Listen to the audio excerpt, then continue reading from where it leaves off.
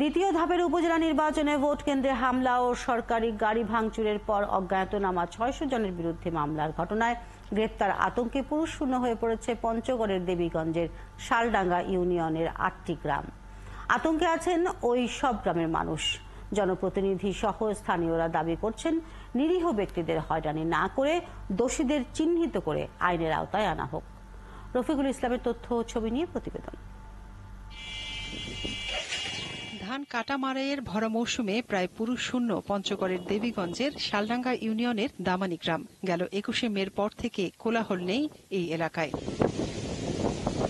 একই অবস্থা পাশের ছত্রশিকারপুর, বানুরহাট, ধুলাঝাড়ি সহ ৪টি ওয়ার্ডের ৮টি গ্রামের। ধান শুকানো, ঘরে তোলা সব কাজই করছেন বাড়ির মেয়েরা। স্থানীয়রা জানান, দ্বিতীয় ধাপে নির্বাচনে ফলাফল ঘোষণা দিতে দেরি হওয়ায় সরকারি কর্মকর্তার উপর হামলা ও গাড়ি ভাঙচুর করে দুর্বৃত্তরা। পরে এই ঘটনায় মামলা হলে আতঙ্কে গ্রাম ছাড়েন পুরুষরা। রাতে থাকে না, কেউ থাকে না রাতে। যে গ্রামটার সব মহিলাগুলো আমরা রাতের বেলা যে বেড়াছি আর খেত বাড়ি নষ্ট হচ্ছে, ধান পাকিছে, ধান কাটিমো, এলা পুরুষ না থাকলে আমরা কেঙ্গরে কাটিমো ধান। এখন আমরা দূর থেকে যাচ্ছি ধান কাটা জানলাম, আমাদেরও মনে একটা ভয় কাজ করতেছে। আমরা তো আতঙ্কিত থাকতে পারি না এখন, ওই কারণেই সব লোক অজ্ঞাতনামা, মানে সবাই পালাতকা, যাকে পারবে তাকেই ধরবে। স্থানীয় জনপ্রতিনিধি দাবি করেছেন, কেবলমাত্র জড়িতদেরই আইনের আওতায় আনা হোক, নিরপরাধ কেউ যেন হয়রানির শিকার না হয়। যেই বিষয়টা ঘটেছে, যে প্রশাসনের উপর হামলা এবং গাড়ি ভাঙচুর, এটা আসলে বাইরের বহিরাগত বেশিরভাগ মানুষই এই ঘটনাটি ঘটিয়েছে।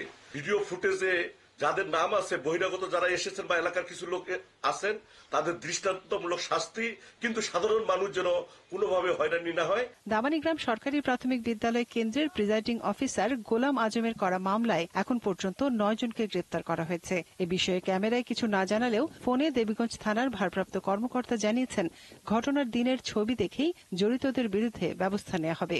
যারা ঘটনার সাথে জড়িত, ঠিক আছে, তাদেরকে তো আমরা একজনকে ছাড়বো না। আর যারা জড়িত নাই তাদেরকে একটু আমরা হয়রানি করবো না, তাদেরকে আমরা তদন্ত করে সঠিক প্রমাণ পাইলে তারপরে গ্রেপ্তার করব। অজ্ঞাত ৬০০ জনের নামে মামলা হওয়ায় গ্রেপ্তার আতঙ্কে আছেন শালডাঙ্গা ইউনিয়নের ৮টি গ্রামের প্রায় ৪,০০০ পুরুষ। দ্রুত ঘটনাটি সমাধানের দাবি জানিয়েছেন স্থানীয়রা। মনিরা কাজুরি, ৭১।